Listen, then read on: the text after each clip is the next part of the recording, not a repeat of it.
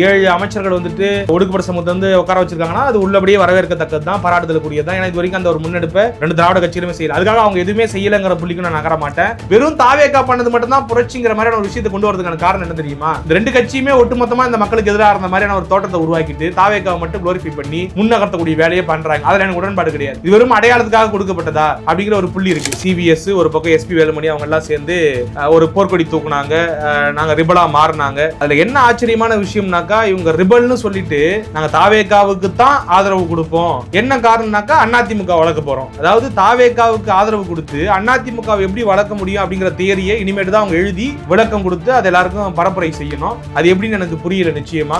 ஏற்கனவே தன்னை வந்துட்டு தூய சக்தின்னு பிரகடனப்படுத்தி கொண்டிருக்கக்கூடிய விஜய் அவர்கள் வந்துட்டு பட்டவர்த்தனமா வெளிப்பட்டு போயிருக்காரு.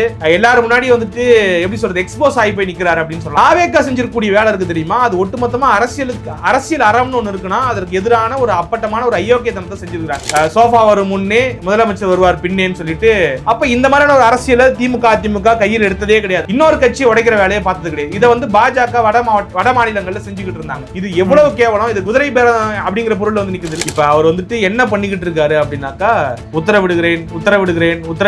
அதாவது என்ன உத்தரவிடுறாருனாக்கா ஏற்கனவே செயல்பாட்டில் இருக்கக்கூடிய திட்டங்கள் வந்துட்டு மேலும் சிறப்பாக செயல்படுவதற்கு நான் உத்தரவிடுகிறேன் ஒரு வேலையை செஞ்சுக்கிட்டு இருக்காப்ல. நிறைய பேர் என்ன கலாய்க்கிறாங்கன்னா இது எதுக்கு நீ ஆட்சிக்கு வந்த, ஒருவேளை திமுக அதிமுக ரெஸ்ட் கொடுத்துட்டு உன்னை மேனேஜரா அப்பாயின்ட் பண்ணிருக்காங்களா? இவருக்கு எந்த புரிதலுமே கிடையாதுங்க. ஒரு ஸ்டேஜ்ல ஏறினாப்ல ஏறி என்ன பண்ணாப்ல 4-5 பஞ்சு வசனங்களை பேசினாப்ல கூடுமான அளவுக்கு அடிச்சு விடுவோம், நம்ம எதிர்கட்சியாவது வந்து உட்காந்துருவோம் அப்படிங்கிற ஒரு ஐடியா தான் அவங்களுக்கு இருந்திருக்கும்னு நினைக்கிறேன். இந்த மினிஸ்ட்ரியல் கேண்டிடேட்டா இருக்காங்க தெரியுமா, இவங்க எல்லாம் வந்துட்டு எந்த தகுதி அடிப்படையில் தேர்ந்தெடுக்கப்பட்டிருக்காங்க அப்படிங்கிறது எனக்கு ரொம்ப அச்சுறுத்தலா இருக்கு. தமிழன் பார்த்திபன் சொல்லிட்டு ஒருத்தர் போக்குவரத்துறை அமைச்சரா போட்டிருக்காங்க. அது கலாச்சி ஒன்று போட்டிருந்தாங்க. கோட் படத்துல வந்துட்டு அவர் டிராபிக் இன்ஸ்பெக்டரா நடிச்சாராம். இதுல வந்து போக்குவரத்துறை கொடுத்துட்டாங்களா அவருக்கு என்ன அனுபவம் இருக்கு, அவர் எப்படி கேரி ஓவர் பண்ணி போறாரு அப்படிங்கிற ஒரு பயம் இருக்கு எனக்கு. வணக்கம் தமிழரசன் அவர்களே. வணக்கம் பிரதர்.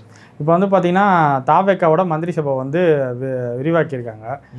எல்லாரும் ரொம்ப எதிர்பார்த்ததுன்னா அதிமுகவில் நிறையா பேர் முக்கியமான வந்து இலாக்காக்களை பெறுவாங்க அப்படின்ட்டு. ஆனால் வந்து அதிமுகவுக்கு வந்து மிகப்பெரிய ஒரு ஏமாற்றம். அதாவது வந்து சிவி சண்முகம் அவங்களோட அந்த டீம் வந்து மிகப்பெரிய ஏமாற்றத்தில் இருக்கிறாங்க. அதோட பின்னணி என்ன, எதனால் இந்த மாதிரி விஷயம் நடந்திருக்குன்னு நினைக்கிறீங்க?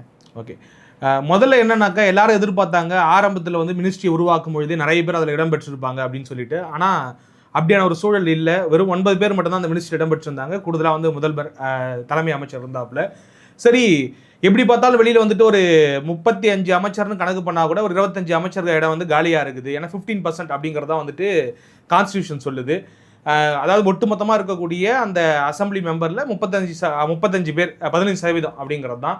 அப்போ அந்த அடிப்படையில் யாரெல்லாம் உள்ளே வரப்போறா அப்படிங்கிற ஒரு எதிர்பார்ப்பு இருந்தது. அந்த நேரத்தில் வந்து பார்த்தீங்கன்னாக்கா அவங்க எல்லாருக்கும் தெரிஞ்சது தான் ஏடிஎம்கே வந்து ஒரு ஃபேக்ஷன் உருவாகி சிபிஎஸ் ஒரு பக்கம் எஸ்பி வேலுமணி அவங்க எல்லாம் சேர்ந்து ஒரு போர்க்கொடி தூக்குனாங்க, நாங்கள் ரிபலா மாறினாங்க. அதில் என்ன ஆச்சரியமான விஷயம்னாக்கா இவங்க ரிபல்னு சொல்லிட்டு நாங்கள் தாவேகாவுக்கு தான் ஆதரவு கொடுப்போம். என்ன காரணம்னாக்கா அதிமுக வளர்க்க போகிறோம். அதாவது தாவேகாவுக்கு ஆதரவு கொடுத்து அதிமுகவை எப்படி வளர்க்க முடியும் அப்படிங்கிற தியரியை இனிமேட்டு தான் அவங்க எழுதி விளக்கம் கொடுத்து அது எல்லாருக்கும் பரப்புரை செய்யணும். அது எப்படின்னு எனக்கு புரியல நிச்சயமா.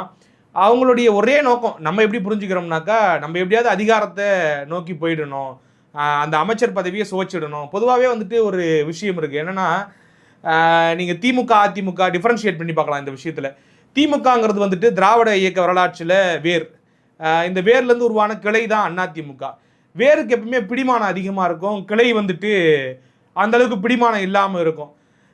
நீங்கள் அதனால தான் வந்து பார்த்தீங்கன்னாக்கா திமுக வந்துட்டு பல்வேறு காலகட்டங்களில் அமைச்சரவையில் பங்கேற்காமல் ஆட்சி அதிகாரத்தில் பங்கேற்காமல் உயிர்ப்போடு ரொம்ப நாள் ட்ராவல் பண்ணியிருக்கு. அதுக்கு காரணம் வந்து பார்த்தீங்கன்னாக்கா கொள்கை ரீதியாக அடிப்படையில் அது வேறாக இருந்திருக்கு. அதிமுகவுக்கு ஒரு பியூட்டி இருக்குது. என்னதான் அது கிளையாக இருந்தாலும் பல நேரங்களில் வெட்டப்பட்டாலும் இந்த மாதிரியான தடிகட்டு போகக்கூடிய ஆட்கள் வந்து அந்த எக்கோசிஸ்டத்தில் இருந்தாலும் கூட அது மீண்டும் ஏதோ ஒரு அளவுக்கு ட்ராவல் பண்ணி நிறைய நாட்கள் இந்த கடத்தில் பயணிச்சிருச்சு. அது காரணம் என்னன்னு பார்த்தீங்கன்னாக்கா டிஎம்கே ஏடிஎம்கே அப்படிங்கிற அந்த எக்கோசிஸ்டம் தான். ஒரு பக்கம் ஏடிஎம்கே இருந்தால் எதிரில் கடிவாளம் போகிறதுக்கு டிஎம்கே இருக்குது, டிஎம்கே இருந்தால் அதுக்கப்புறம் எதிரில் வந்துட்டு அதிமுக இருக்குது அப்படிங்கிற அந்த விஷயம்தான். ஆனால் நான் சொன்ன மாதிரி வந்து திமுகவால் அந்த ட்ராவல் வந்துட்டு பண்ண முடியும். அதிமுகவில் இருக்கக்கூடிய இந்த ஆட்கள் இருக்காங்கல்ல மனநிலையாகவே ஒரு இந்த மாதிரி அதிகாரத்தை நோக்கி போகணும். ஏற்கனவே ஒரு 5 வருஷம் இல்லையா, இப்போ எப்படியாவது அதிகாரத்தை நோக்கி நகர்ந்தணும் அப்படிங்கிற புள்ளியில் தான் இதை எடுத்துருக்குறாங்க, இந்த ஒரு முடிவை எடுத்துருக்குறாங்க. அதுலேயும் சில ஆட்கள் இருப்பாங்க இல்லையா, நம்ம கட்சியை காவு கொடுத்துடக்கூடாது, ஒட்டுமொத்தமாக அடகு வச்சிடக்கூடாது. ஒரு வேளை நீங்கள் யோசிச்சு பாருங்களேன், 31 ஆண்டு காலம் இந்த மண்ணை ஆண்ட ஒரு கட்சி நேற்று வந்த ஒரு கட்சிக்கு சபார்டினேட்டாக போகுது அப்படின்னாக்கா அந்த கட்சியினுடைய எதிர்காலம் என்னவா இருக்கும்? தாவேக்காவில் அப்படியே கரைஞ்சு போயிடும் இல்லையா? அப்போ அதை சுதாரிச்சுக்கிட்டு அந்த கட்சியில் இருக்கக்கூடிய மற்ற ஆட்கள், நீங்கள் எடப்பாடி பழனிசாமி அவர்களாக இருக்கட்டும், இல்லை ஏனைய அவருக்கு ஆதரவாக இருக்கக்கூடிய அமைச்சர்களாக இருக்கட்டும், என்ன ஒரு முடிவுக்கு வராங்க, நமக்கு வந்துட்டு சாதாரண வாக்குகள் விழலை, 1,35,00,000 பேர் வாக்களிச்சிருக்கிறான், 27%ங்கிறது வந்துட்டு நாட் அ லெஸ் நம்பர் அப்படிங்கிறது எல்லாருக்குமே புரியுது, இன்னமும் பிரைமரி ஃபோர்ஸாக தான் இருக்கிறோம், நீங்கள் சபார்டினேட்டாக ஒரு கட்சி போகவே கூடாதான்னு கேட்டிங்கனாக்கா தாராளமாக போகலாம். என்னைக்கு போகலாம் அப்படின்னாக்கா, ஒருவேளை அந்த கட்சிக்கு இன்னைக்கு வெறும் 50 லட்சம் வாக்கு தான் விழுந்திருக்கு, ஒரு 5% வாக்கு தான் அந்த கட்சி எடுத்திருக்கு அப்படின்னா அன்னைக்கு அவங்க சபார்டினேட்டாக போகிறதுக்கு பற்றி யோசிக்கலாம். 47 தொகுதி ஜெயிச்சிருக்கிறாங்க. அதாவது அதிமுகங்கிறது 47 தொகுதி ஜெயிச்சு கூட்டணியாக 53 தொகுதி ஜெயிச்சிருக்கிறப்ப இப்போ வந்து நீங்கள் சபார்டினேட்டாக சேர்க்கறதுங்கிறது எவ்வளோ அற்பத்தனமாக இருக்கும். ஓகேவா? அப்போ இந்த ஒரு விஷயத்தை அவங்க செய்யலான்னு முயற்சிக்கிறப்ப அது வந்துட்டு பல்வேறு பிரச்சனைகளுக்கு மத்தியில் இவங்க மினிஸ்ட்ரிக்குள்ளே போகிறாங்களா இல்லையாங்கிற அந்த பார்வை இருந்துக்கிட்டே இருந்துச்சு. கடைசியில் என்னன்னாக்கா, உங்கள் எல்லாருக்கும் தெரிஞ்ச விஷயம் தான், கட்சி தாவல் சட்டம்னு ஒன்று இருக்குது. அது வந்துட்டு நீங்கள் ஒட்டுமொத்தமாக இருக்கக்கூடிய சட்டமன்ற உறுப்பினர்களில் 2/3 வந்துட்டு ஒரு முடிவெடுத்து நகர்ந்தால் மட்டும்தான் அது வந்து பாயாமல் இருக்கும். ஆனால் இவங்க கிட்ட வந்து 25 எம்எல்ஏக்கள் தான் இருக்காங்க, அதுக்கு தேவையான எம்எல்ஏக்கள் 32. அப்போ ஒருவேளை இவங்க வந்துட்டு மினிஸ்ட்ரிக்குள்ளே போகிறாங்கன்னா நாளைக்கு வந்துட்டு எடப்பாடி பழனிசாமி வந்துட்டு ஒரு தீவிரமான ஒரு நடவடிக்கை எடுக்கிறாரு, கட்சி தாவல் சட்டத்தை கொண்டு வராரு அப்படின்னாக்கா அவங்க ஒட்டுமொத்த பேரும் பதவி இழப்பை ஏற்படலாம். ஏற்கனவே தன்னை வந்துட்டு தூய சக்தின்னு பிரகடனப்படுத்தி கொண்டிருக்கக்கூடிய விஜய் அவர்கள் வந்துட்டு பட்டவர்த்தனமாக வெளிப்பட்டு போயிருக்காரு. எல்லாரும் முன்னாடி வந்துட்டு எப்படி சொல்கிறது, எக்ஸ்போஸ் ஆகி போய் நிற்கிறாரு அப்படின்னு சொல்லலாம். ஆங்கிலத்தில் அந்த வார்த்தையை சொல்லுவாங்க. உதாரணத்துக்கு நீங்கள் யோசிச்சு பாருங்களேன், இது வரைக்கும் வந்துட்டு தமிழ்நாடு அரசியலில் எவ்வளோ விஷயங்களை பார்த்துருக்கோம். உட்கட்சி பிரச்சனைகள் நிறைய நடந்திருக்கு. திமுகவிலேருந்து அதிமுக பிரியும் போது பெரிய சலசலப்பு ஏற்பட்டது, அந்த கட்சியிலேருந்து பிரிஞ்சு நிறைய பேர் உடஞ்சி வந்தாங்க. அதே போல் மதிமுக உருவாகும் போது அந்த பிரச்சனை நடந்துச்சு. அதிமுகவில் கூவத்தூர் விவகாரம்லாம் உங்களுக்கு தெரியும். அது எல்லாமே வந்து உட்கட்சியில் நடந்த பிரச்சனை, உட்கட்சியில் தங்களுடைய எம்எல்ஏக்களை தக்க வைக்கிறதுக்காக நடந்த போராட்டங்கள் அப்படின்னு நம்ம புரிஞ்சுக்கலாமா? ஆனால் தாவேக்கா செஞ்சிருக்கக்கூடிய வேலை இருக்குது தெரியுமா, அது ஒட்டுமொத்தமாக அரசியல் அறம்னு ஒன்று இருக்குன்னா அதற்கு எதிரான ஒரு அப்பட்டமான ஒரு அயோக்கியத்தனத்தை செஞ்சுருக்கிறாங்க. என்னன்னா, நீங்கள் வட மாநிலங்களில் வந்துட்டு பாஜக ஒரு விஷயத்தை கையாளுவாங்க, ஒரு கட்சியை உடைச்சி பிளவு பண்ணி அவங்கள வீக்கன் ஆக்கிட்டு அந்த இடத்துல போயிட்டு உட்காருவாங்க இல்லையா? அப்போ ஒரு தூய சக்தின்னு சொல்லக்கூடிய ஒரு ஆள் தமிழ்நாட்டு அரசியலை அரங்கேறாத ஒரு விஷயம் என்னன்னாக்கா இந்த கட்சியை உடைக்கிறது. திமுக ஏதாவது ஒரு கட்சியை நீங்கள் உடைச்சி பார்த்துருக்கீங்களா? வெளிப்படையாக அப்படி வந்துட்டு யாரையாவது காசு கொடுத்து வாங்கியோ இல்லை கட்சியை உடைச்சியோ? ஒரு உதாரணத்துக்கு துணை முதல்வர், அதாவது முன்னாள் துணை முதல்வர் இப்போது எதிர்கட்சி தலைவர் கூட சொல்லியிருந்தாரு, சோஃபா முன்னாடி போகுது பின்னாடி முதலமைச்சர் போறாரு அப்படின்னு சொல்லிட்டு. ரகுபதி இன்னும் காமெடியாக சொல்லியிருந்தாரு, சோஃபா வரும் முன்னே முதலமைச்சர் வருவார் பின்னேன்னு சொல்லிட்டு கலாச்சி நக்கலாவுன்னு சொல்லியிருந்தாப்புல. அப்போ இந்த மாதிரியான ஒரு அரசியலை அதிமுக கையில் எடுத்ததே கிடையாது. அவங்களுடைய உட்கட்சி விவகாரங்களில் பல பிரச்சனைகள் வந்திருக்கும், அவங்களை தக்க வைக்கிறதுக்கான முயற்சிகள் எடுத்திருப்பாங்களே தவிர இன்னொரு கட்சியை உடைக்கிற வேலையை பார்த்தது கிடையாது. இதை வந்து பாஜக வட மாநிலங்களில் செஞ்சுக்கிட்டு இருந்தாங்க. அதை இங்கே ஒருத்தர் செய்கிறாருனாக்கா, நீங்கள் மற்ற விஷயங்கள்லாம் விட்டுருங்க, ஊழல், நீங்கள் எப்படி அரசியலுக்கு வந்தீங்க, எப்படி மேனிப்புலேட் பண்ணீங்க, இளைஞர்களை வந்துட்டு கவர்றதுக்கு என்ன வேலை பண்ணீங்க, எவ்வளவோ ட்ராமாஸ் நடந்திருக்கு, பிஆர் ட்ராமாஸ் நடந்திருக்கு, ஒவ்வொன்றா வெளியில் வந்துக்கிட்டு இருக்கு. இதையெல்லாம் தாண்டி இன்னைக்கு ஒரு விஷயத்தை நீங்கள் பண்ணுறீங்க அப்படின்னும் பொழுது அதையும் அந்த மக்கள் ஏற்றுக்கிறாங்க. அவருக்கு ஓட்டு போட்டவங்க வந்துட்டு அதை ஒரு பெருசாக எடுத்துக்கல, எல்லாத்துக்கும் வந்துட்டு அவங்க டிஃபெண்ட் பண்ணுறாங்க அப்படிங்கிறத பார்க்குறோம். ஆனால் இது ஒரு அப்பட்டம் இல்லையா? ஒரு கட்சியை உடைச்சி அந்த ஆதரவை பெற்று அதில் நம்ம குளிர்காயணும் அப்படின்னு நான் இன்னொன்று கேட்குறேன். என்னன்னா, இந்த ஒரு பத்திரிகையாளர்லாம் சில பேர் இருக்கிறாங்க, இந்த அதிமுக திமுக ஒன்னா சேரப்போகுது அப்படிங்கிற ஒரு செய்தி வந்துட்டு காதுகளில், அதாவது செவி வழியாக சில செய்திகள் வருது, அது கன்ஃபார்ம் ஆகலை, அது பேச்சு போச்சு போகலை அப்படிங்கிறதெல்லாம் விட்டுருவோம், அதிகாரப்பூர்வமாக வெளில வந்து சொல்லலை. அப்படியே அது சொன்னாலும் கூட அது வந்து அரசியலமைப்பு சட்டத்துக்கு எதிரானதோ இல்லை வந்துட்டு எதுவுமே கிடையாது. அது பீப்புள் மேண்டேட்னு ஒன்று எடுத்துப்போமே. பீப்புள் வந்து என்ன சொல்லிருக்காங்கனாக்கா, திமுக அதிமுக வந்துட்டு 53 தொகுதி, இவங்க 73 தொகுதி அப்படின்னு சொல்றப்ப தாவேக்க வேணான்ற ஆட்கள் தான் அவங்களுக்கு ஓட்டு போட்டுருக்காங்க. அப்ப அது அந்த ஒரு ஆப்ஷன் அவங்க யோசிக்கிறாங்கன்னு வச்சுக்கோங்க. அது தப்பு, என்னை பொறுத்த வரைக்கும் அது தேவையில்லாத ஒன்று தான். என்னுடைய தனிப்பட்ட கருத்து என்னன்னாக்கா, திமுக அதிமுக தனித்தனியா பயணிக்கணும், அவங்க 2 பேரும் இருமுனை கத்தியா டிராவல் பண்றப்போதான் இந்த மாதிரியான சக்திகளை புறந்தள்ளிட்டு அரசியல் தொடர்ந்து ஸ்மூத்தா நகரங்கிறது என்னுடைய பார்வை. ஆனா அதையே இவங்க பெருசா பேசினாங்களே, ஸ்டீலிங் த பீப்புள் மேண்டேட் அப்படின்னு சொல்லிட்டு கிடந்தாங்க. என்னன்னாக்கா, இவங்க 107 தொகுதியில ஜெயிச்சிட்டாங்களாமா. அது பெரும்பான்மையான தொகுதிகளில், அதாவது தனித்த கட்சியா அதிகமான தொகுதியில் ஜெயிச்சதால அப்படி சொல்லிக்கிட்டு இருந்த ஆட்கள் இப்போ இவர் என்ன பண்றாரு? இப்போ அதிமுகவுக்கு வாக்களிச்சவன்லாம் யார்? அதிமுக தொண்டன் இல்லையா? அவன் ரெட்டலை வந்துட்டு ஆளணும், எடப்பாடி பழனிசாமி ஆளணும் தானே ஓட்டு போட்டான். அப்போ நீங்கள் அந்த கட்சியில இருந்து ஒரு 25 எம்எல்ஏக்களை கடன் வாங்கி உங்களுக்கு ஆதரவு திரட்டிக்கிறீங்கனாக்கா அப்போ அது ஸ்டீலிங் த, இது எவ்வளவு கேவலம், இது குதிரை பேரம் அப்படிங்கிற பொருள் வந்து நிற்குது இல்லை. ஆனால் இதை பற்றி யாரும் பேசவே இல்லை. எல்லாருமே வந்து என்ன பேசுறாங்கன்னா, அதிமுக திமுக ஒன்று சேருது, ஜனநாயகத்தை படுகொலையில தள்ளுறாங்க அப்படின்னு தான் பேசுறாங்க தவிர இதை பேச யாருமே எந்த ஊடகம் எல்லாரும் பேசவே இல்லையே. இதுல இந்த ஷபீர், நான் பத்திரிகையாளர் பேரே சொல்றேன், இதுல எனக்கு என்ன தயக்கம் கிடையாது. ஷபீர்னு ஒருத்தர் இருக்கிறாப்புல, ரகுன்னு ஒருத்தர் இருக்கிறாப்புல. ரகுலாம் வந்துட்டு தன்னை வந்துட்டு ஒரு முற்போக்கு மாதிரியே காமிச்சுப்பாப்புல. நமக்கே வந்துட்டு இவர் ரொம்ப முற்போக்கு தான் போல. ஆனா எதுக்கு தாவேக்காக்கு சப்போர்ட் பண்றாரு இன்னைக்கு வரைக்கும் தெரியாது. கேட்டா விஜய்க்கு வந்து கரிஷ்மா இருக்கான், ஏன்னா முற்போக்குன்னு சொல்லிட்டு கரிஷ்மாக்கு சப்போர்ட் பண்ணிட்டு உட்காந்துட்டு இருக்கின்ற மாதிரி இவங்க எல்லாரும் இந்த வார்த்தையை முன் வச்சாங்க, ஸ்டீலிங் த பீப்புள் மேண்டேட்னு. இப்போ விஜய் இந்த அளவுக்கு செஞ்சுட்டார்ல, விஜய் செஞ்சது தப்பா சரியா அதே தான் சொல்றீங்களா? ஒன்றும் கிடையாது. திமுகவும் அதிமுகவும் இதை செஞ்ச பார்த்தாங்க, அதை செய்ய பார்த்தாங்கன்னு ஆவுன்னு குதிச்சிய செய்யவே இல்லையா அவங்க? அதாவது ஒரு ஸ்டெப்பா அது வெளில வந்துச்சா? அதிகாரப்பூர்வமா யாராவது எடப்பாடி பழனிசாமி வந்து சொன்னாரா? முக ஸ்டாலின் வந்து சொன்னாரா? முக ஸ்டாலின் என்ன போட்டாரு, என்ன போட்டாரு, நாங்க வந்து எதிர்கட்சியா செயல்படுவோம்னு சொல்லிட்டாருல. அதே போல இவரும் வந்துட்டு யார் வந்துட்டு ஆட்சி அமைக்கிறாங்களோ அவங்களுக்கு வந்துட்டு வாழ்த்துக்கள்னு சொல்லிட்டு அவங்க வேலையை பார்க்க ஆரம்பிச்சிட்டாங்கல்ல. இப்போ அதிகாரப்பூர்வமாக நடக்காத ஒன்றை தூக்கி வச்சுக்கிட்டு இவ்வளோ விஷயம் பேசுறீங்கன்னாக்கா அப்போ நமக்கு ஒன்று தோணுது, இங்கே ஒரு பெரிய எக்கோ சிஸ்டமே சேர்ந்து விஜய் அவரோட ஆட்சி அதிகாரத்தில் அமர வைக்கிறதுக்காக வேலை பார்க்குதோ.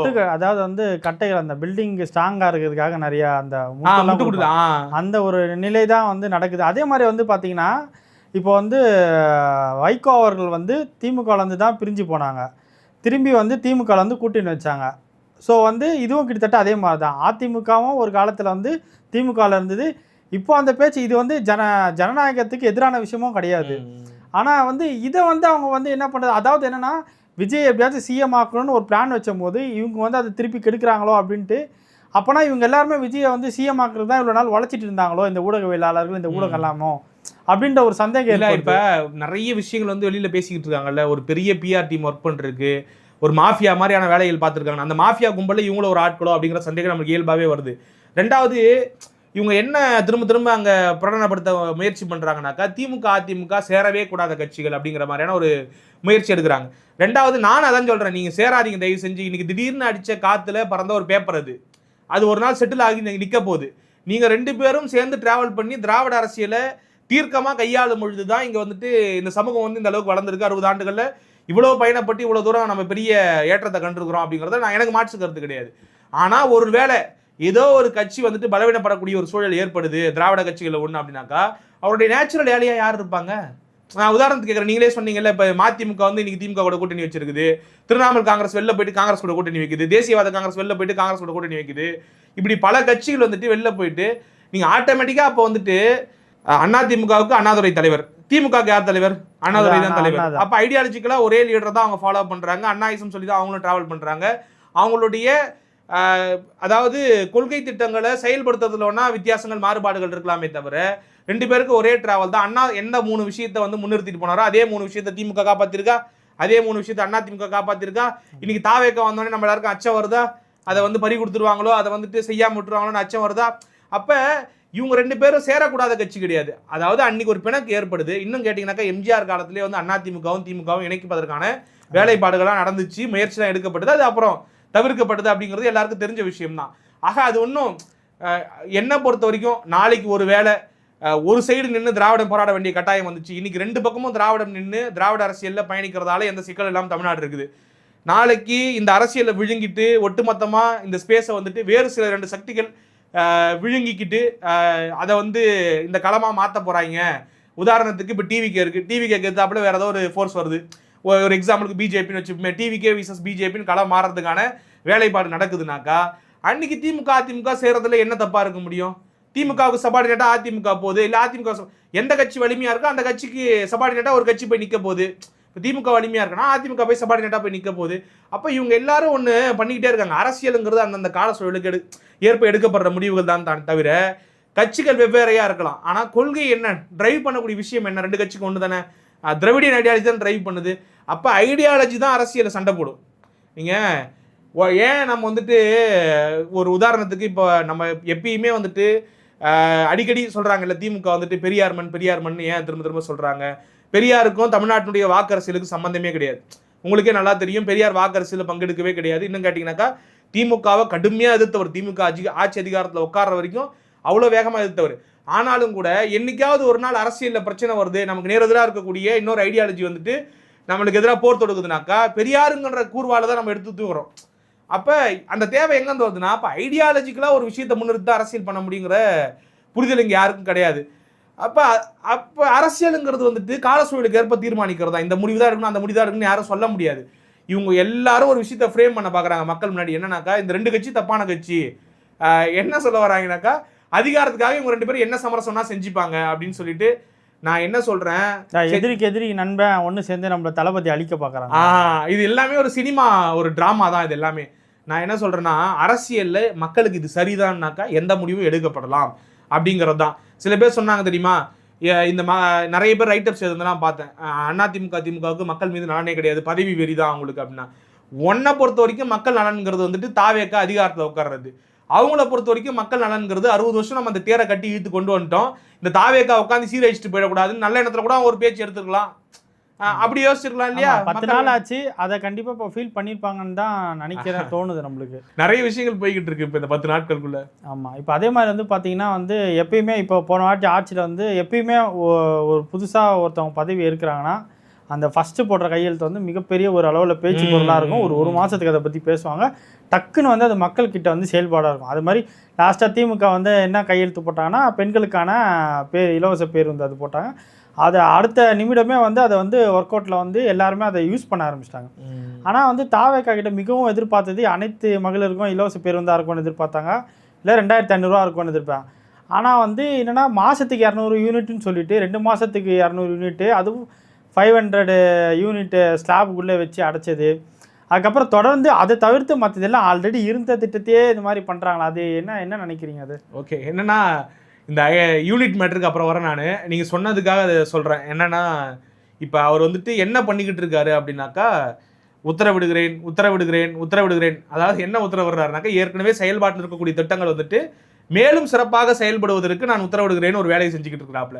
நிறைய பேர் என்ன கலாய்க்கிறாங்கன்னா, இது எதுக்குப்பா நீ ஆட்சிக்கு வந்த, ஒருவேளை திமுக அதிமுக ரெஸ்ட் கொடுத்துட்டு உன்னை மேனேஜராக அப்பாயின்ட் பண்ணியிருக்காங்களா, அப்போ அவங்க கொண்டு வந்த திட்டங்கள், நான் அம்மா உணவகத்தினுடைய கட்டுமானங்களை உயர்த்துவதற்கு உத்தரவிடுகிறேன், நான் வந்துட்டு 1000 ரூபாயை வைப்பு வைக்கிறேன் மகளிர்களுக்கு, நான் 1000 ரூபாயை பள்ளி மாணவர்களுக்கு கல்லூரி மாணவர்களுக்கு வைப்பு வைக்கிறேன் அப்படின்னு சொல்கிறீங்களே, நீ உங்களை எதுக்கு ஓட்டு போட்டாங்கனாக்கா, நீங்கள் கொடுத்த வாக்குறுதிகளில் ஏதாவது ஒரு 5 திட்டத்தை, பொதுவாகவே வந்துட்டு நேரடி பயன் திட்டங்கள்னு ஒன்று இருக்கும். என்னன்னா இப்போ இவர் வந்து சிலதெல்லாம் போட்டாப்புல, இந்த சிங்க பெண்கள் அதிரடிப்படை, அப்புறம் இன்னொரு விஷயம் ஏதோ இந்த போதை தடுப்பு, இந்த சிங்க பெண்கள் அதிரடிப்படையெல்லாம் வந்துட்டு செயல்பாட்டு அளவில் நம்ம பார்க்க வேண்டிய விஷயம். அதெல்லாம் வந்து நேரடியாக மக்கள் அதாவது உடனடியாக மக்களுடைய ஒரு பயன்பாட்டுக்கு செல்லக்கூடிய விஷயங்கள் கிடையாது. அதுவுமே சிக்கர் தான். நீங்கள் சிங்க பெண்கள் அதிரடிப்படையெல்லாம் ஏற்கனவே அம்மா பெட்ரோல் அது இதுன்னு காலகாலமாக மேம்படுத்தப்பட்ட பல்வேறு விஷயங்களுடைய தொடர்ச்சியாக இவர் வந்து அது பேர் மட்டும் மாற்றிருக்கிறாப்புல. இப்போ அவர் சொல்லியிருக்கக்கூடிய ஒரே விஷயம் என்னன்னாக்கா, அந்த 200 யூனிட் மின்சாரம் அதை நம்ம வரையறுக்கிறோம். ஆனால் என்னன்னாக்கா, அதை நீங்கள் எல்லாருக்கும் கொடுக்காம ஒரு ஸ்லாப் வச்சது அங்கே ஒரு சிக்கல். ஏற்கனவே வந்து எல்லாருக்கும் 100 யூனிட் இருந்தது, அது ரொம்ப எளிமையாக இருந்தது, எல்லாரும் பயன்படக்கூடிய வகையில் எந்தவித சிக்கலும் இல்லாமல் குழப்பமும் இல்லாமல் இருந்தது. இப்போ நீங்கள் அதை சுருக்கிருக்கீங்க. இப்போ ஆரம்பத்தில் என்ன அவர் வெளிப்படுத்துறாருனாக்கா, என்னால் வந்துட்டு பெருசாக நான் சொன்ன திட்டங்கள்லாம் எதுவும் நிறைவேற்ற முடியாது, பாசிபிள் இல்லாத விஷயங்களை நான் வந்துட்டு கூவி வித்துட்டேன். ஏன்னா இவர் என்னன்னா, இவர் இதில் வேற பிரச்சாரத்தை அடிக்கடி சொன்னது என்னன்னாக்கா, சாத்தியம் இல்லாத எதையும் நான் சொல்ல மாட்டேன், திமுக அதிமுக மாதிரி எதை செய்ய முடியுமோ அதை மட்டும்தான் சொல்லுவேன்னு சொல்லிட்டு இன்னைக்கு சாத்தியம் இல்லாத பல விஷயங்களை கொடுத்துருக்காரு. அதனால தான் முதல் அந்த கோப்புகளில் கையெழுத்து போடும்போதே இந்த அளவுக்கு தடுமாற்றம் அப்படிங்கிறத புரிஞ்சுக்கிறேன். நீங்கள் சொன்ன மாதிரி திமுக அதிமுக ஒருவேளை ஆட்சிக்கு வந்திருந்தா ஒரு 5 கோப்புகளில் கையெழுத்து போட்டிருப்பாங்க குறைந்தபட்சம். அந்த 5 கோப்புகளுமே வந்துட்டு நேரடி பயன் திட்டங்களாக இருந்திருக்கும். நீங்கள் சொன்ன மாதிரி அந்த 1000 ரூபாயாக இருக்கட்டும், இப்போ வந்துட்டு எடப்பாடி பழனிசாமி அவர்கள் அந்த 10,000 கொடுக்க போறேன்னு சொன்னாரு. நிச்சயமா அந்த 10,000 அந்த மாதிரியான விஷயங்கள்ல கையெழுத்து போட்டிருப்பார். அதே போல ஸ்டாலின் அவர்கள் 8,000 ரூபாய் அந்த கூப்பன் கொடுக்குறதுனால அந்த மாதிரி ஒரு 5 திட்டங்கள்ல பயன்படக்கூடிய அளவுக்கு போட்டிருப்பாங்க. இவருக்கு அட்மினிஸ்ட்ரேஷன் தெரியாது, எந்த அளவுக்கு சக்தி கிடையாது. இன்னொன்று இவர் சொல்லியிருக்கக்கூடிய விஷயங்கள்லாம் பாருங்க, 4,000 ரூபாய் பட்டதாரிகளுக்கு கொடுக்குறேன்னு சொன்னாப்புல, 2,500 ரூபாய் மகளிர் உதவித்தொகை, அதாவது அதை உயர்த்தி கொடுக்குறேன் அப்படின்னு சொன்னாப்புல. அதோடைய எஸ்டிமேஷன்லாம் அவர் போட்டு சொன்னாரா போடாமல் சொன்னாரா, தமிழ்நாட்டுடைய பட்ஜெட் சைஸ் என்ன, தமிழ்நாட்டுடைய பட்ஜெட் சைஸ் 4.4 லட்சம் கோடி. இவர் சொல்லியிருக்கக்கூடிய அந்த திட்டம் இருக்குது தெரியுமா, 2,500. இப்போ திமுக சொன்னாங்க 2,000 ரூபாய் கொடுக்குறேன்னு சொல்லிட்டு, ஆனால் அவங்க வந்து இந்த 1,30,00,000 மகளிருக்கு மட்டும் கொடுக்குறேன்னு சொன்னாங்க. ஏதோ ஒரு கணக்கு போட்டு ஒன்று சொல்லியிருப்பாங்க அப்படின்னு நம்ம புரிஞ்சுக்கலாமா. ஆனால் அந்த 1,30,00,000 பேர் கொடுக்கும் பொழுது அது வந்து இந்த 30,000 கோடிக்குள்ளே 40,000 கோடிக்குள்ளே சுருங்கிடும். எல்லாருக்கும் 2,500 அப்படின்னு யோசிக்கிறப்ப அது கிட்டத்தட்ட 60,000 கோடிக்கு மேலே போகுது. அப்போ பட்ஜெட்டில் கிட்டத்தட்ட எத்தனை பர்சன்ட் அதை யோசிச்சு பாருங்க. வெறும் 4,4 லட்சம் கோடி தான் நம்ம பட்ஜெட், இதில் 65,000 கோடி இதுக்கு போயிடுச்சா. ஒருவேளை அந்த 4,000 ரூபாய் கொடுத்தா, அதாவது அன்எம்ப்ளாயிஸுக்குலாம் நம்மள மாதிரி இருக்கக்கூடிய அன்எம்ப்ளாயிஸு என்ன மாதிரி கொடுத்தா யோசிச்சு பாருங்க, அது வந்துட்டு ஒரு சில 1000 கோடிகள் போகும். இதுலேயே ஒரு 1 லட்சம் கோடி, இந்த 2 திட்டத்திலே 1 லட்சம் கோடி காலியா. இது போக இந்த சிஸ்டத்தை இயக்கக்கூடிய கவர்மெண்ட் எம்ப்ளாயிஸ் இருக்காங்களா, அவங்களுடைய சம்பளம் இந்த சிஸ்டத்தை இயக்கிறதுக்கான அதில் ஒரு 50% கழிச்சிருங்க. இப்போ மீதம் இருக்கக்கூடிய பட்ஜெட்டில் நீங்கள் என்ன பண்ணுவீங்க அப்படிங்கிற கேள்வி இருக்குல்ல. அப்போ எந்த திட்டமிடலும் கிடையாது. சரி நம்ம கடன் வாங்குறோம் அப்படின்னு வச்சுக்கோங்க. கடனை வாங்கி நீங்கள் சொன்ன அந்த திட்டங்களுக்கு ஊதாரித்தனமாக வந்துட்டு வருவாய் செலவினங்களை பண்ணியிருப்பீங்களா, இல்லை வந்துட்டு கன்ஸ்ட்ரக்டிவாக வந்துட்டு கேபிட்டல் இன்வெஸ்ட்மெண்ட் பண்ணுவீங்களா, மூலதன செலவினங்கள் பண்ணுவீங்களா? ஒரு அரசுங்கிறது கடன் வாங்குதுனாக்கா அது மூலதன செலவினங்களுக்காக இருக்கணும். அப்போ இவருக்கு எந்த புரிதலுமே கிடையாதுங்க. ஒரு ஸ்டேஜில் ஏறினாப்புல ஏறி என்ன பண்ணாப்புல 4-5 பஞ்சு வசனங்களை பேசினாப்புல. எனக்கு இன்னொன்னா டவுட் இருக்குனாக்கா, எப்படி இந்த வாட்டி நம்ம ஆட்சிக்கு வரமாட்டோம், நம்ம கூடுமான அளவுக்கு அடிச்சு விடுவோம், நம்ம எதிர்கட்சியாவது வந்து உட்காந்துருவோம் அப்படிங்கிற ஒரு ஐடியா தான் அவங்களுக்கு இருந்திருக்கும்னு நினைக்கிறேன். நான் ஒரு 50 தொகுதி ஒரு 40 தொகுதி ஜெயிச்சா கூட ஒரு கண்ணியமான ஒரு இலக்கா இருக்கும் அப்படின்னு சொல்லி வாய்க்கு வந்ததை அடிச்சு விட்டுருக்காருன்னு நினைக்கிறேன். மற்றபடி ஒரு சொன்ன எந்த திட்டத்தையுமே 6 சிலிண்டரு இப்போ இன்னும் அதுக்கு ஒரு எத்தனாயிரம் கோடி அதுக்கு ஒரு எஸ்டிமேஷன் தனியாக போடணும், அதெல்லாம் உட்காந்து போட்டுக்கிட்டு இருந்தேன். இவர் வாங்கின ஓட்டு விட இவர் அந்த கொடுக்க போகிற தொகைங்கிறது பயங்கர அதிகமாக போய்கிட்டே இருக்க போது. அதனால் இதெல்லாம் வந்து கண்மூடித்தனமாக சிலதெல்லாம் அறிவிச்சிருக்காப்புல. நீங்கள் திமுக அதிமுக நினச்சா அந்த மாதிரி நிறைய அறிவிச்சிருக்கலாம் இல்லையா? இவர் சொன்ன மாதிரி வந்துட்டு தாலிக்கு தங்கம் திட்டம்லாம் அவர் சொல்லியிருக்காப்புல. முறைமாமன் சொல்லிட்டு அதுக்கு ஏதோ மோதிரம் போடுறேன்னு சொல்லிட்டு புடவை இதெல்லாம் வந்துட்டு என்னன்னா, ஒரு அட்லீஸ்ட் வந்துட்டு நமக்கு ஏதாவது ஒரு முன் அனுபவம் இருக்கணும், இல்லை வந்துட்டு நம்ம எங்கேருந்து வருவாயை பற்றி இதை ஈடுகட்ட போகிறோம் அப்படிங்கிறது இருக்கணும். இதெல்லாம் அப்பட்டம் நீங்கள் யோசிச்சு பாருங்கள். அந்த போக்குவரத்து துறையெல்லாம் கை வச்சது ஒட்டுமொத்தமாக தமிழ்நாடு முழுக்க எல்லா பெண்களுக்கும் நான் வந்துட்டு இலவசமாக வந்துட்டு எல்லா பேருந்து வசதி கொடுப்பேன். எடப்பாடி பழனிசாமியாவது நான் வந்து நகர பேருந்துகளில் ஆண்களுக்கும் கொடுப்பேன் அப்படின்னாரு. அந்த புள்ளியோட நிறுத்திக்கிட்டாப்புல. அது வந்துட்டு அந்த காம்பன்சேஷன் எந்த அரசும் கொடுத்தது கிடையாது, திமுக கொடுத்தது கிடையாது, அதிமுக கொடுத்தது கிடையாது. ஆனால் சமாளிக்கக்கூடிய அளவுக்கு இருக்கும். அது ஒட்டுமொத்தமாக தமிழ்நாடு முழுக்க கொடுத்தா ஏற்கனவே அண்டர்டேக்கிங் ஆஃப் தமிழ்நாடு கவர்மெண்ட்டாக இருக்கக்கூடிய அந்த டிஎன்எஸ்டிசி ஒட்டுமொத்தமாக குப்புறப்படுத்து கவர வேண்டியது தான். அது யாருக்காவது ப்ரைவேட்டுக்கு வித்துட்டு போகிறது தான். இப்போ ஒரு வேலை இந்த திட்டத்தை அவர் அறிவிச்சாருன்னா வச்சுக்கோங்க, நம்ம கலைஞர் வந்து தேசியமயமாக்கினார். இந்த பேருந்துகள்லாம் தேசியமயமாக்கி முதல் முறையாக அரசுடைமையாக்கி அந்த விஷயங்கள்லாம் பண்ணார் இல்லையா? அதை ஒரு 60 வருஷம் கழிச்சு காலி பண்ணிட்டு போகிறாரு. ஒருவேளை அந்த திட்டம் கொண்டு வரப்பட்டால் அதற்கு நீங்கள் முன்னேற்பாடாக என்ன வச்சுருக்கீங்க, அது காம்பன்சேஷன் எங்கே வச்சுருக்கீங்க? ஏற்கனவே பேருந்துகளில் பள்ளி குழந்தைகள் வந்துட்டு இலவசமாக போகிறாங்க, கல்லூரி மாணவர்கள் இலவசமாக போகிறாங்க. இது போக வந்துட்டு பெண்களுக்கு, முதியவர்களுக்கு, மாற்றுத்திறனாளிகளுக்கு இப்படி எல்லாருக்கும் போய்கிட்டு இருக்குது. இதுக்கு எதுக்கும் காம்பன்சேஷன் போகிறது கிடையாது. இவ்வளோ சிக்கல் இருக்குது ஒரு அரசு நிர்வாகம் ஒரு குறிப்பிட்ட துறையை நடத்துறதுல. இப்போ இது எதுவுமே புரிதல் இல்லாமல் நம்ம ஒரு விஷயத்தை சொல்லிட்டு போகிறோம்ல, கடந்து போகிறோம்ல, இதுதான் ஆபத்துன்னு நான் சொல்கிறேன். இப்போ இது நீங்கள் எப்படி சமாளிப்பீங்க? போக்குவரத்து துறை ஆல்ரெடி போக்குவரத்து ஊழியர்கள்லாம் வந்து 41 அம்ச கோரிக்கைகளை வச்சுக்கிட்டு இன்னமும் போராட்டத்தில் ஈடுபட்டுக்கிட்டு இருக்காங்க. அதில் சிலதான் நிறைவேற்றப்பட முடியாமல் போகுது. அப்போ அந்த அனுபவம் கொண்ட ஒரு வாஸ்டான ஒரு எக்ஸ்பீரியன்ஸ் உள்ள அரசாங்கத்தாலே எதுவும் பண்ண முடியாதுன்றப்ப நீங்கள் என்ன பண்ண போகிறீங்க அப்படிங்கிற கேள்வி இருக்குல்ல. இப்போ நம்ம பேசிக்கிட்டு இருக்க இந்த சூழல்லையே பல ஊர்களில் தமிழ்நாட்டில் மின்வெட்டாம். ஆமாம், ராயபுரத்தில் வந்து கிட்டத்தட்ட ஒரு 3 மணி நேரம் மேலே மின்வெட்டு அப்படின்ட்டு வந்து இது பண்ணியிருந்தாங்க. அதை வந்து ஊழியர் தான் வந்து பழி வாங்குறாங்க அப்படின்னு சொல்கிறாங்க. ஆனால் இவங்க தான் அரசா இல்லைங்க. ஏங்க ஊழியர்னா என்ன, ஒரு ஊரில் பழி வாங்கினா பரவாயில்லைங்க. வானூரில் மின்வெட்டு, சின்ன சேலத்தில் மின்வெட்டு, திருவண்ணாமலையில் மின்வெட்டு, அதாவது தமிழ்நாடு முழுக்க இருக்கக்கூடிய ஊழியர் பூரா பழி வாங்கிட்டு இருக்காங்க தமிழ்நாடு. தாவேக்கால இருக்க நபர்கள் வந்து சொல்றாங்க இது ஊழியர் வந்து எங்களை பழி வாங்குறாங்க. சரி, அந்த ஊழியர் அந்த ஏரியாவில் தான் இருப்பான். அந்த ஊழியர்னா கையில் ஃபேனை சுற்றி உட்காந்து தூங்குவானா என்ன லாஜிக்? எனக்கு ஒன்றுமே புரியல எனக்கு. இப்போ என்ன தமிழ்நாடு முழுக்க இருக்கக்கூடிய ஊழியர்கள் எல்லாம் அவன்லாம் தாவேக்கா கோட்டு போட்டுருக்க மாட்டானா? அப்போ நிர்வாக சீர்கேடு ஏதோ ஒன்று ஏற்பட்டிருக்கு, அங்கே நிர்வாக கோளாறு ஏற்பட்டிருக்குது. அமைச்சரை கேட்குறாங்க, இதில் அமைச்சர் ஒரு கூத்து பண்ணிட்டு போயிருக்கிறாப்புல. அதை நான் முழுசாக செய்தி பார்க்கல, ஒரு தகவல் படித்தேன். இது உண்மையாக இருந்தால் அது பெரிய கூத்து தான். என்னன்னா அமைச்சர் சொல்லிருக்காப்புல, இந்த இது பேர் என்ன சொல்லுவாங்க, டெண்டர், இந்த செப்பரேட் பணிகள்லாம் போய்கிட்டு இருக்கு, மின்சாரத்துறையில் மெயின்டெனன்ஸ் போய்கிட்டு இருக்கு. அதுக்கு ஒருத்தன் கீழே வந்து கமெண்ட் போட்டிருந்தான், இல்லை ப்ரோ எங்கள் வீட்டில் நைட்டு 2 மணிக்கெலாம் கரண்ட் ஆஃப் ஆகுது, நைட்டு 2 மணிக்கு என்ன செப்பனிட்டுக்கிட்டு இருக்கீங்கன்னு கேட்குறான். நியாயமான கேள்வி தானே? 2 மணிக்கு 3 மணிக்கெலாம் நீங்கள் என்ன செப்பனிடுற வேலையை பார்க்க முடியும்? இது வந்து போன ஆட்சி காலத்தில் இந்த மாதிரி மெயின்டெனன்ஸ்லாம் வந்து நிறையா நடந்தது. அதாவது வந்து அந்த கிரிட்டு மாதிரி சொல்லுவாங்க, அந்த தெரு ஓரத்துலலாம் நீங்கள் அந்த பெரிய மின்கம்பம் அதை வந்து ஒரு ஜென்ரேட்டர் பாக்ஸ் மாதிரி ஒன்று வந்து மாற்றினாங்க. அதுக்கு வந்து ஒரு காலம் சொல்லுவாங்க, கரெக்டாக அன்றைக்கி மின்வெட்டுன்ட்டு அறிவிச்சிருவாங்க. அந்த இடத்துல டக்குன்னு வந்து மாத்தலாம் ப்ரோ. அது நான் புரிஞ்சுக்கிறேன். நீங்க வந்துட்டு அந்த மாதிரி ஒரு பிளான்டா நடக்கும். அது நீங்க ஷட் டவுன் சொல்றீங்க, ஷட் டவுனே கிடையாது. அதான் ஒரு நாளைக்கு 20 வாட்டி கரண்ட் கட் ஆகுதான். இப்போ ஃப்ரெண்டு ஃபோன் பண்ணி சொல்றாப்ல, ஒரு நாளைக்கு 20 வாட்டி கட் பண்ணி ஆன் பண்ணி யாராவது செப்பரேட் பண்ணி நிறுத்துவாங்களா? ஒரு நாள் நிறுத்துவாங்க. அப்ப மின்வெட்டு ஆரம்பிச்சிருக்கு. இது எப்படி சமாளிக்கிறதுன்னு உங்களுக்கு தெரியல. அப்போ ஒரு எந்தவித அனுபவம் இல்லாமல் நீங்கள் இந்த மினிஸ்ட்ரியை பார்த்தாலே எனக்கு பயமாக இருக்குங்க.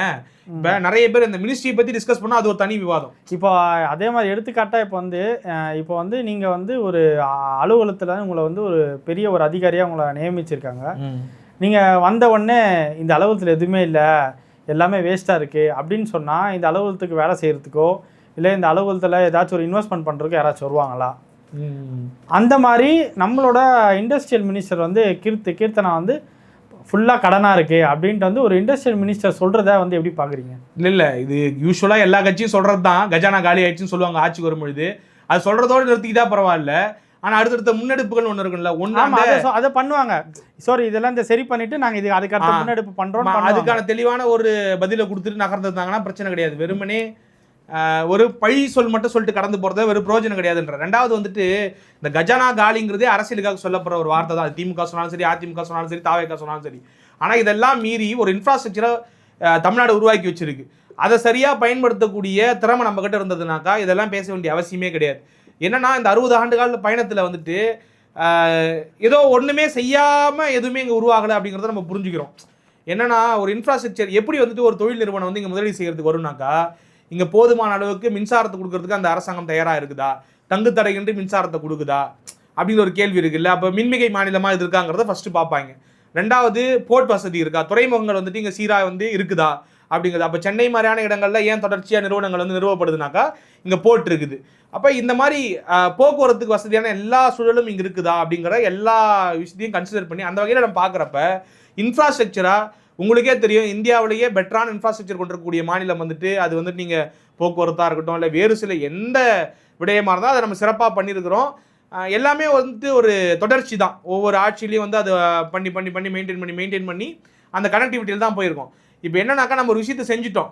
இப்போ இந்த 5 வருஷம் இவங்க செய்யாமல் கடைசியில் ஒரு சாக்கு போக்கு சொன்னாங்கன்னா அதுதான் அபத்தமாக போய் முடியும். நம்ம பொருளாதாரத்தை அந்த அளவுக்கு வளர்ச்சியில் கொண்டு வந்து விட்டுருக்குறோம், நிறைய நிறுவனங்களை உருவாக்கியிருக்கிறோம், ஏராளமான நிறுவனங்கள். நீங்கள் வந்துட்டு நீங்கள் எல்லா காலகட்டத்திலையும் யோசிக்கலாம். ஒவ்வொரு காலத்துலையும் நீங்கள் ஒசூர் கிருஷ்ணகிரியில் தொடங்கி நம்ம கூடிமான அளவுக்கு இப்போ என்ன ட்ரை பண்ணிக்கிட்டு இருந்தது திமுகனாக்கா, எல்லாம் பல ஊர்களுக்கு வந்துட்டு இதை சென்று சேர வைக்கணும். இந்த நிறுவனங்களுக்கு ஒரு தயக்கம் இருக்குது. ஏன்னா இப்போ நீங்கள் சென்னையில் கிடைக்கக்கூடிய அந்த வசதி வந்துட்டு மற்ற ஊர்களில் கிடைக்குமா, கோயம்புத்தூரில் கிடைக்குமா, மதுரையில் கிடைக்குமா, இல்லை வேற சின்ன சிறிய ஊர். ஆனால் அதையுமே உறுதிப்படுத்துறதுக்கான வேலையை அவங்க பார்த்துக்கிட்டு இருந்தாங்க. அதெல்லாம் தான் நீங்கள் தொடரணுமே தவிர குறை சொல்லிக்கிட்டு இருந்தால் ஒன்றும் பிரயோஜனம் கிடையாது. சிப்காட்டுகள் மாவட்டத்துக்கு மாவட்டம் உருவாக்கப்படுது, டைடல் பார்க்குகள் உருவாக்கப்படுது. அப்போ சிறிய சிறிய ஊர்களில் டைடல் பார்க்குகள் உருவாக்கப்படுதுன்னா இந்த பரவலாக்கல் மூலமாக நிறைய மாவட்டங்கள் வந்துட்டு வலுப்பெறும் அப்படிங்கிறது. இன்றைக்கி நம்ம நிறைய சொல்லிக்கிட்டு இருக்கோம்ல, மற்ற மாநிலங்கள்லாம் போராக இருக்குது, தமிழ்நாடு வெல்த்தியாக இருக்குன்னு சொல்லிட்டு. அதே சூழல் தானே இன்றைக்கி இருக்கக்கூடிய இங்கே நிறைய மாவட்டங்களுக்கு இருக்குது நம்ம ஊரில். அப்போ அதை வலுப்படுத்துறதுக்கான வேலையை ஒரு அரசாங்கம் செய்யுது, அதை நீங்கள் செய்யணுமே தவிர. எனக்கு என்ன பயமாக இருக்குனாக்கா, இந்த மினிஸ்ட்ரியல் கேண்டிடேட்டாக இருக்காங்க தெரியுமா, இவங்க எல்லாம் வந்துட்டு எந்த தகுதியின் அடிப்படையில் தேர்ந்தெடுக்கப்பட்டிருக்கிறாங்க அப்படிங்கிறது எனக்கு ரொம்ப அச்சுறுத்தலாக இருக்குது. இப்போ நீங்கள் விளையாட்டாக பார்த்தேன், நான் தமிழன் பார்த்திபன் சொல்லிட்டு ஒருத்தர் போக்குவரத்துறை அமைச்சராக போட்டிருக்காங்க. அது கலாச்சி ஒன்று போட்டிருந்தாங்க. கோட்டு படத்தில் வந்துட்டு அவர் டிராஃபிக் இன்ஸ்பெக்டராக நடிச்சாராம், இதில் வந்து போக்குவரத்துறை கொடுத்துட்டாங்களாம். அவருக்கு என்ன அனுபவம் இருக்குது, அவர் எப்படி கேரி ஓவர் பண்ணி போகிறாரு அப்படிங்கிற ஒரு பயம் இருக்குது எனக்கு. அதே போல் இன்னொரு தென்னரசு ஒரு அமைச்சர், அவர் விஜய் மக்கள் இயக்கத்தினுடைய தலைவர் பழகுது. அவர் பேசின ஒரு வீடியோலாம் வைரல் ஆகிக்கிட்டு இருக்கு. பதிலே சொல்ல தெரியல ஊடகத்தில் உட்காந்துக்கிட்டு அவர் எப்படி வந்து ஒரு துறையை கையாள போகிறாருங்கிற அச்சம் வருது நமக்கு. இப்போ எல்லாரும் இதெல்லாம் உடனே நம்மகிட்ட நம்ம வந்துடுவாங்க. இப்போ எளிய மனிதர்கள்லாம் உங்களுக்கு வந்துட்டு மினிஸ்டர் ஆகிறது உங்களுக்கு பிடிக்கலன்னு டேய், எளிய மனிதர்கள் மினிஸ்டர் ஆகிறத யாருமே தடுக்கல. இல்லை இப்போ எனக்கு என்னன்னா, இப்போ எளிய மனிதர் சொல்கிறாங்க, அப்போ அதிமுக திமுக அவங்க என்ன பரம்பரை பணக்காரங்களா இல்லை ராஜ பரம்பரை? இல்லை இன்னைக்கு அவங்க மினிஸ்டர் ஆனதுக்கப்புறம் உங்களுக்கு அந்த மாதிரி தோற்றம் தெரியுது. அதை விட்டுருங்க. நான் என்ன சொல்கிறேன், எளிய மனிதர்கள் மினிஸ்டர் ஆகிறதுல சிக்கலே கிடையாது. ஒரு துறையை கையாளக்கூடிய திறன் இருக்கணும். இப்போ உதாரணத்துக்கு ஏவாவேல்னு ஒரு மினிஸ்டர் இருந்தாப்புல கடந்த ஆட்சியில், உங்களுக்கு தெரியும்னு நினைக்கிறேன். அவர் வந்துட்டு பெருசாக படித்த ஆள்லாம் கிடையாது, ஒன்றும் பெருசாக மெத்த படித்தவர்லாம் கிடையாது, சாதாரண கண்டக்டராக வேலை பார்த்தவர் தான். ஆனால் ஒரு அமைச்சராக எப்படி செயல் பண்ணுங்கிற நுணுக்கங்களை தெரிஞ்சவர், எப்படி ஒரு அரசு துறையை இயக்கணுங்கிறது எல்லாமே தெரிஞ்ச ஆள் அப்படிங்கிறதால தான் கடந்த ஆட்சியில் வந்து பார்த்தீங்கன்னா கட்டுமான பணிகள் வந்து ரொம்ப வேகமாக சிறப்பாக செயல்பட்டார் அப்படிங்கிறது. நிறைய மினிஸ்டர் மேலே வந்து குறைகள் இருந்தாலும் கூட பொதுத்துறை, அதாவது இப்போ பொதுப்பணித்துறை வந்துட்டு ஓரளவுக்கு பாராட்டு பெற்ற துறையாக கடந்த ஆட்சியில் இருந்துச்சு. அப்போ அதை செஞ்சு காட்டினவர் அவர். அப்படி ஒவ்வொரு மினிஸ்டருக்கும் அந்த தகுதி இருக்கிறத நம்ம பார்க்குறோம். நீங்கள் கலைஞர் என்ன படித்தார்? கலைஞர் எளிய மனிதர் இல்லையா? கலைஞர் வந்து முதலமைச்சராக இல்லையா? காமராஜர் என்ன படித்தார்? எம்ஜிஆர் என்ன படித்தார்? அப்போ இங்கே இருக்கவங்க எல்லாரும் நிறைய எளிய மனிதர்கள் தான் இங்கே வந்துட்டு இங்கே மினிஸ்டர் கேண்டிடேட்ஸே எடுத்து பார்த்துங்கன்னா நிறைய பேர் இருப்பாங்க. அது பிரச்சனை கிடையாது. ஒன்றுமே தெரியாமல், ஒரு அரசு நிர்வாகத்தை குறித்து எந்த புரிதலும் இல்லாமல் எப்படி வேலை வாங்கிறதுன்னு தெரியாமல் நீங்கள் அரசு அதிகாரிகள் எல்லாம் செஞ்சுருவாங்களா? அரசு அதிகாரிகள் என்ன செய்வாங்கனாக்கா, நம்ம சொல்கிறதுக்கான எஸ்டிமேஷன் போட்டு கொடுப்பாங்க. இது முடியுமா முடியாதா, பாசிபிள் இல்லையா தான் சொல்லுவாங்க. மக்களுக்கு இன்னது தேவை அப்படிங்கிறத உள்ளார்ந்து புரிஞ்சுக்கிட்டு ஒரு அரசியல்வாதி தான் ஒரு கொள்கை திட்டம் வகுக்க முடியும், அரசியல்வாதி தான் ஒரு செயல் திட்டம் வகுக்க முடியும். அந்த செயல் திட்டத்தை வகுக்கிற அளவுக்கு உங்களுக்கு திறமை இருக்கா அப்படிங்கிறது நமக்கு பயம் ஏற்படுத்துது இல்லை. நீங்கள் தாம்பரத்தில் ஒருத்தர் போயிட்டு, அவர் இன்னைக்கு மினிஸ்டர் ஆயிருக்காரு, ஒரு எம்எல்ஏ போயிட்டு டாக்டர்ஸ்லாம் மிரட்டிக்கிட்டு இருக்காரு, அவர் இன்னைக்கு எம்எல்ஏ. அதாவது ஒரு எம்எல்ஏவுடைய வேலைங்கிறது என்னன்னா, இவங்களுடைய புரிதல் என்னவா இருக்குனாக்கா, 4 இடத்துக்கு போய் இன்ஸ்பெக்ட் பண்ணிட்டு அதை ரீல்ஸாக போகிறது தான் இவங்களை பொறுத்த வரைக்கும் எனக்கு சிலதெல்லாம் அச்சுறுத்தலாக இருந்தது. டெக் மகேந்திரா பக்கத்து எரிஞ்சிக்கிட்டு இருக்கு, ஒருத்தர் கத்தி பிஜிஎம் போட்டு நடந்து போய்கிட்டு இருக்கு அப்படி ஒரு எம்எல்ஏ. ஏடா ஊரே பற்றி எரிஞ்சிக்கிட்டு இருக்கு நீ பிஜிஎம். அப்போ இதெல்லாம் பார்க்குறப்ப இவங்க எப்படி நமக்கு ஆரம்பத்துலேயே இதை கேட்டால் நம்மள என்ன சொல்லுவாங்க, ஒரு மாற்றம் வந்திருக்கு இளைஞர், நான் அதெல்லாம் வரவேற்கிறேன்பா, இளைஞர்கள் வந்ததை வரவேற்கிறேன், தகுதியானவர்கள் வந்திருக்கிறாங்களாங்கிற கேள்வி நம்ம எழுப்பாமல் இருக்க முடியாதுல்ல. இப்போ நான் உதாரணத்துக்கு என்னன்னா, யாராவது ஒருத்தன் போகிறான் ரோட்டில், வண்டி ஓட்ட தெரியாத ஒருத்தன் போகிறான்னு வச்சுக்கோங்க, ஒரு வயசான ஒரு 60 வயசு எங்கள் அப்பா டிரைவர்னு வச்சுக்கோங்களேன், எங்கள் அப்பா டிரைவர் தான். எங்கள் அப்பா என்ன பண்ணுறாப்புல, 60 வயசு டிரைவரு வண்டி ஓட்டிக்கிட்டு போயிட்டு இருக்கிறாப்புல பஸ்ஸு. இவர் வயசாகி போச்சுங்க, இவரை இறக்கி விடுங்க, ரோட்டில் ஒருத்தர் போய்கிட்டு இருக்காப்புல அவரை ஏற்றி விடுங்கனாக்கா, வண்டி ஓட்ட தெரியாத 21 வயசு பையனை வந்துட்டு வண்டியில் உட்கார வைக்க முடியுமா? என்ன ஆகும், அந்த வண்டி ஆக்சிடென்ட் ஆகிடும், எல்லாருக்கும் ஆக்சிடென்ட் ஆகிட்டு உயிருக்கு ஆபத்தாக போயிடும். 60 வயசு ஆள் வந்துட்டு முதியவராக இருந்தாலும் அவருக்கு அனுபவம் இருக்குது, அவர் அந்த வண்டி ஓட்ட தெரிஞ்சவர், அதனால ஓட்டுறாப்புல. நான் அதுக்காக இதுக்கு எதிராலாம் பேசல, நான் வந்து தகுதி படைத்த ஆட்களை வந்துட்டு அமைச்சரவையில் சேருங்க, இளைஞர்களாக இருக்கட்டும். தமிழ் இப்போ அதே மாதிரி வந்து பார்த்தீங்கன்னா வந்து இப்போ மிகப்பெரிய அளவில் வந்து தலித் மக்களுக்கு வந்து மினிஸ்டரில் வந்து கொடுத்துருக்காங்க அப்படின்னு வந்து சொல்கிறாங்க. அதே சமயத்தில் வந்து பார்த்திங்கன்னா இது வரைக்குமே வந்து திராவிட கட்சிகள் இருக்கும்போது வந்து பிராமணர்களை வந்து மினிஸ்டரில் வந்து அவங்க இருந்ததே கிடையாது. இது வந்து ரொம்ப பல வருடங்கள் கழிச்சு இன்றைக்கி 2 பேர் வந்து, அதுவும் முக்கியமாக அறநிலையத்துறையில் ஒரு பார்ப்பனர் வந்து உட்காந்துருக்காரு. அதை இது 2த்துக்கான வித்தியாசத்தை எப்படி பார்க்குறீங்க? ஒரு சில பேர் வந்து தலித் ஆக்டிவிஸ்டாக இருக்கவங்க வந்து தலித் 7 பேர் வந்தது வந்து கொண்டாடவும் செய்கிறாங்க. அதே சமயத்தில் இங்கே திராவிட சித்தாந்தத்தை கொண்டவங்க இது வந்து நம்மளோட இதுக்கே வந்து ஒரு மாதிரி வித்தியாசமாக, அதுவும் அறநிலையத்துறையில் போயிட்டு வந்து ஒரு பார்ப்பனர் உட்காந்து இருக்கிறது வந்து அது என்ன மாதிரியான ஒரு விஷயம் புரியல அப்படின்னு மாதிரி சொல்கிறாங்க. அதான் இப்போ என்னென்னா, இது எனக்கு ஒரு பாயிண்ட் ஆஃப் வியூ இருக்குது. என்னன்னாக்கா, நீங்கள் இப்போ 7 அமைச்சர்கள் வந்துட்டு ஒடுக்கப்பட்ட சமூகத்தை வந்து உட்கார வச்சிருக்காங்கன்னா அது உள்ளபடியே வரவேற்கத்தக்கது தான், பாராட்டுதலுக்குரியது தான். ஏன்னா இது வரைக்கும் அந்த ஒரு முன்னெடுப்பை 2 திராவிட கட்சியிலுமே செய்யலை. அதுக்காக அவங்க எதுவுமே செய்யலைங்கிற புள்ளிக்கும் நான் நகர மாட்டேன். தனபாலை வந்துட்டு இன்னைக்கு சபாநாயகராக உட்கார வச்சதுலேருந்து பல்வேறு அமைச்சர்களை உருவாக்கியிருக்கிறாங்க. தலித் ஏழ்மலையை உட்கார வச்சது, ஆர் ஆசா மாதிரியான ஒரு ஆளை வந்து கிட்டத்தட்ட ஒரு 15 வருஷம் மத்திய அமைச்சரவையில் போர்ட்ஃபோலியோவாக பெரிய பெரிய போர்ட்ஃபோலியோவில் அமைச்சராக உட்கார வச்சதுன்னு திராவிட கட்சிகள் நிறைய செஞ்சுருக்கிறாங்க. சத்தியவாணி முத்து தொடங்கி, சத்தியவாணி முத்து திமுக டிராவல் பண்ணி அதிமுக டிராவல் பண்ணி, அப்போ சத்தியவாணி முத்துலாம் எந்த அளவுக்கு பொசிஷனாக இருந்தாங்கன்னாக்கா உங்களுக்கு பல பேருக்கு தெரியாது. இன்னைக்கு ஜென்சிலாம் வந்துட்டு விளையாட்டா என்னன்னாக்கா திராவிட கட்சியுடைய வரலாறு அவங்களுக்கு தெரியாது. சத்தியவாணி முத்து எந்த அளவுக்கு பவர்ஃபுல்லான பர்சன்னா, சத்தியவாணி முத்து சொன்னால் எம்ஜிஆர் கேட்பாரு, சத்தியவாணி முத்து சொன்னால் கலைஞர் கேட்பாங்க. ஆமாம், உங்களுக்கு தெரியுமா? கலைஞரை வந்துட்டு முதலமைச்சர் ஆக்கணும்னு சொன்னதே சத்தியவாணி முத்து தான், எம்ஜிஆர் கிட்ட போயிட்டு சொன்னதே. அப்போ எம்ஜிஆரும் சத்தியவாணி முத்து சேர்ந்து முடிவெடுத்து தான் கலைஞரை முன்மொழிஞ்சு ஆதரவு திரட்டுறாங்க. அப்போ அந்த மாதிரி பவர்ஃபுல்லான கேண்டிடேச்சர்லாம் அதிமுக வந்து பல பேரை வச்சுருந்துருக்குறாங்க. அப்போ இது என்னன்னாக்கா, இன்னைக்கு ஒரு விஷயம் நடக்குதுதான் நம்ம வரவேற்கலாம். அதுக்காக அப்போ அந்த சூழலில் அப்படியான ஒரு இறுக்கமான ஒரு சமூக சூழலில் இந்த கட்சிகள் வந்து ஒரு வேலையை பார்த்துக்கிறாங்க. அதை மட்டுப்படுத்திட்டு இதை ஒரு குளோரிஃபை பண்ணி காமிக்கிறாங்கல்ல, அதனுடைய நோக்கம் என்னவா இருக்குன்னா, நான் எப்படி புரிஞ்சுக்கிறேன்னாக்கா, நீங்கள் அதிமுக தப்பு சொல்லுங்கள், ஆனால் இது எதையுமே சொல்லாமல் மறைச்சிட்டு வெறும் தாவேக்கா பண்ணது மட்டும்தான் புரட்சிங்கிற மாதிரியான ஒரு விஷயத்தை கொண்டு வரதுக்கான காரணம் என்ன தெரியுமா? இந்த 2 கட்சியுமே ஒட்டுமொத்தமாக இந்த மக்களுக்கு எதிராக இருந்த மாதிரியான ஒரு தோற்றத்தை உருவாக்கிட்டு தாவேக்காவை மட்டும் குளோரிஃபை பண்ணி முன்னகர்த்தக்கூடிய வேலையை பண்ணுறாங்க. அதில் எனக்கு உடன்பாடு கிடையாது. நானும் உங்களை போலவே வரவேற்கிறேன். ஆனால் இதை மட்டுமே நீங்கள் புரட்சின்னு சொல்லாதீங்க. இதை தாண்டி அந்த 7 அமைச்சர்களும் என்னவா வேலை பார்க்க போகிறாங்க, என்ன எம்பவர்மெண்ட்டுக்கு நோக்கி நகர போகிறாங்க, அவங்கள அந்த மக்களை நகர்த்த போகிறாங்க அப்படிங்கிற ஒரு கேள்வி இருக்குல்ல. இது வெறும் அடையாளத்துக்காக கொடுக்கப்பட்டதா அப்படிங்கிற ஒரு புள்ளி இருக்குது. 2வது நீங்கள் பார்ப்பனர்கள் அதை கேட்டீங்க. அது வந்துட்டு நீங்கள் கோரா வந்து திராவிடியன் ஐடியாலஜியை ஃபாலோ பண்ணக்கூடிய ஆட்கள் என்னன்னாக்கா அந்த புள்ளியிலிருந்து பார்க்குறாங்க. அவங்க எந்த புள்ளியிலேருந்து பார்க்குறாங்கனாக்கா, இங்கே வந்துட்டு பிராமணியம் தான் வந்து இந்த எல்லா வேலையும் செஞ்சது. அதாவது நம்ம 2 வித்தியாசத்தை புரிஞ்சுக்கணும். திராவிடம்ங்கிறது வந்துட்டு பிராமணர்களுக்கு எதிரானது கிடையாது, பிராமணியத்துக்கு எதிரானது. அப்படி தான் நீங்கள் அதை புரிஞ்சுக்கணும். பிராமணியம்னா என்னன்னாக்கா, நான் கூட பிராமணியம் பேசலாம், நீங்கள் கூட பிராமணியம் பேசலாம், ஒரு ஒடுக்கப்பட்ட சமூகத்திற்கும் கூட பிராமணியம் பேசலாம். பிராமணியம்ன்றது என்னன்னாக்கா, ஒருத்தன் சாதியை ஏற்றுக்கிறானோ, மதத்தை ஏற்றுக்கிட்டு அதை வீரியமாக மூர்க்கத்தனமாக ஒரு விஷயத்தை செய்கிறானோ அது பிராமணியம். அப்போ அந்த புள்ளியிலிருந்து இதை விதைச்சவன் வந்துட்டு பிராமண சமூகம் அப்படிங்கிறதால அன்னைக்கு அந்த புள்ளியிலிருந்து பிராமண சமூகத்தை எதிர்த்தாங்க. ஏன்னா அன்னைக்கு வந்துட்டு கோரா வந்துட்டு அதை வீரியமாக அவங்க வந்துட்டு இருக பிடிச்சிக்கிட்டு இருந்தாங்க அந்த காலகட்டத்திலேருந்தே. அது ராஜா காலகட்டத்திலேருந்து அதை கற்பிச்சதை வரலாறை வச்சுக்கிட்டு அதை கடுமையாக எதிர்த்தாங்க, அதை உள்ளே வராமல் பார்த்துக்கிட்டாங்க. ஆனால் இன்றைக்கான சூழலில் வந்துட்டு இந்த 2 ரெப்ரசன்டேஷன் எதுவும் பண்ணிடும் அப்படின்னு நான் புரிஞ்சிக்கல. ஆனால் நாளைக்கு செயல்பாடுகள் அப்படி இருந்துச்சுன்னா கடுமையாக எதிர்க்க வேண்டிய இடத்துல நம்ம இருக்கிறோம் அப்படிங்கிறத நம்ம இன்னைக்கு தெளிவாக புரிஞ்சுக்கணும். ஒருவேளை இந்த 2 அமைச்சர்கள் இன்னைக்கு இந்திய அறநிலைத்துறையில் அப்படி ஒரு அமைச்சர் இருக்கிறாப்புல, இப்போ உதாரணத்துக்கு சொல்லணும்னாக்கா முதலமைச்சராகவே இங்கே ஒரு பார்ப்பனர் வந்துட்டு இருந்துட்டு போயிட்டாங்க, ஜெயலலிதா. ஆனால் வந்துட்டு அவங்கள எந்த புள்ளியில இருந்தும் இந்த திராவிட எக்கோசிஸ்டம் வெளியே விலக விடல. ஆமா, அவங்க வந்து திராவிட தலைவியை தான் தன்னை அடையாளப்படுத்திக்கிட்டாங்க. 69% இடஒதுக்கீடு சட்ட பாதுகாப்பு கொடுத்தாங்க. நிறைய இடஒதுக்கீடுகள் நீங்க வந்து மாற்றுத்திறனாளிகளுக்கு 3% இடஒதுக்கீடு கொடுத்தா இருக்கட்டும், பெண்களை எம்பவர் பண்றதுக்கு 50% இடஒதுக்கீடு, கலைஞர் கொண்டு வந்த 33 50 ஆக்குனாங்க அவங்க. இப்படி அந்த நீட்சியா அவங்க செயல்பட்டாங்க. நிறைய விஷயங்கள் தனித்து செயல்பட்டுக்கிட்டு இருக்காங்க. சங்கராச்சாரியர் அரெஸ்ட் பண்ணாங்க. நிறைய விஷயங்கள் செஞ்சிருக்காங்க. அப்ப அவங்க வந்து தன்னை வந்து திராவிட தலைவியாக நிறுவ முயற்சிக்கிட்டாங்க. எதிர்ந்த கலைஞரும் அவங்கள வந்துட்டு அப்படி எங்கேயும் விலக விடாம பாத்துக்கிட்டாரு. அப்படி நம்ம புரிஞ்சுக்கலாம். நான் அதான் சொன்னேன், திமுக அதிமுகவுடைய அந்த டிராவலுங்கிறது அப்படி ஒரு டிராவல் அப்படிங்கிறது தான் நம்ம புரிஞ்சுக்கிறோம். இப்போ அதே மாதிரி இப்போ தேர்ந்தெடுக்கப்பட்டிருக்கக்கூடிய அந்த அமைச்சர்கள் செயல்பட்டாங்கன்னா நமக்கு பிரச்சனை கிடையாது. ஆனால் நம்ம ஒரு சந்தேகத்தை வைக்கிறோம்ல, அந்த சந்தேகத்துக்கு இடமளிக்கிற மாதிரியான விஷயங்கள் நடக்கிறப்ப நிச்சயமாக குரல் கொடுத்தான் ஆகணும். அப்போ எப்பயுமே வந்துட்டு ஒரு ஜனநாயகத்தில் நபர்களுக்கு மாறி மாறி கருத்துக்கள் வர்றது இயல்பு தான். அப்போ இத்தனை ஆண்டு காலம் இப்படி ஒரு சூழலை பார்த்துருக்கக்கூடிய அந்த திராவிட பாரம்பரியத்தில் வந்தவங்க ஒரு சந்தேக கண்ணோட்டத்தை வைக்கிறத நம்ம தப்புன்னு சொல்ல முடியாது இல்லையா?